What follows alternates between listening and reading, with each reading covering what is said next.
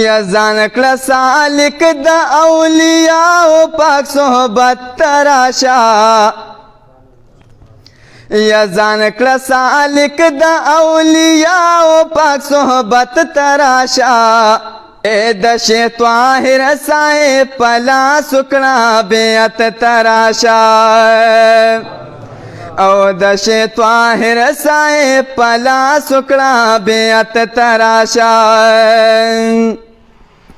او کل انسان در رب ولی د کمال خاول دے اے دادا سلاپ نمونا هم د جمال خاول دے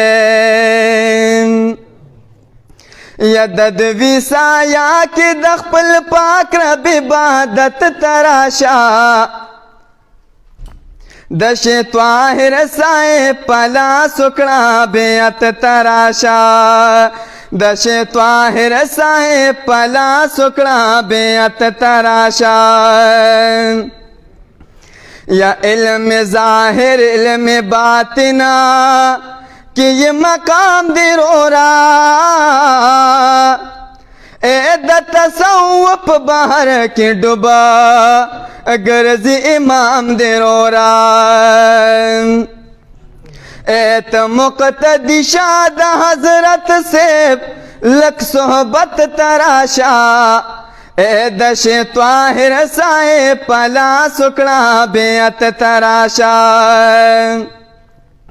یا ځان کړه سالک د اولیاء پاک صحبت تراشا اے د طاهر صاحب پلا سکنا بیعت تراشا او د زمانہ کې کردار د غزال خپل کړي اے د شیخ الهند هم د مکی هم مدنی خپل کړي یا دوی ته نږدې شدا سلاپو محبت تراشا اے د طاهر صاحب پلا سکنا بیعت تراشا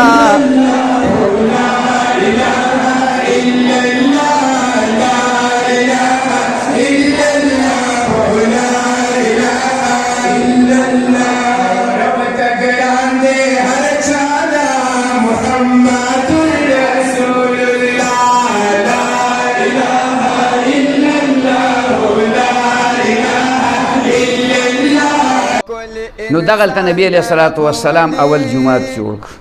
په دې جمعات کې یو بیل ځای جوړ کړ هغه ته وایي صفه صفه په عربی کې وایي ډبې ته چبوترې ته چبوتره دا تقریبا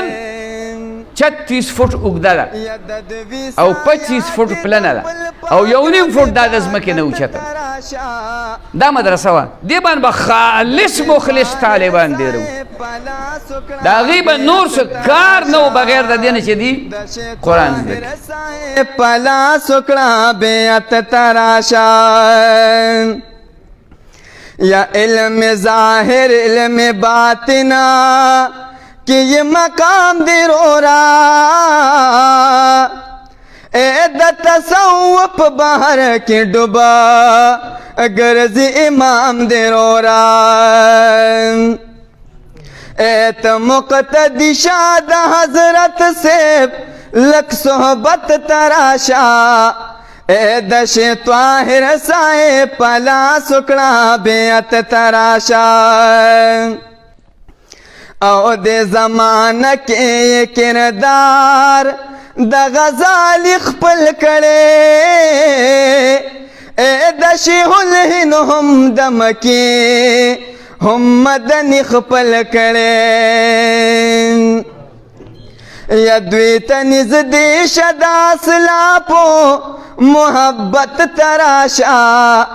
اے د طاهر صاحب پلا سکنا بیعت تراشا اے د طاهر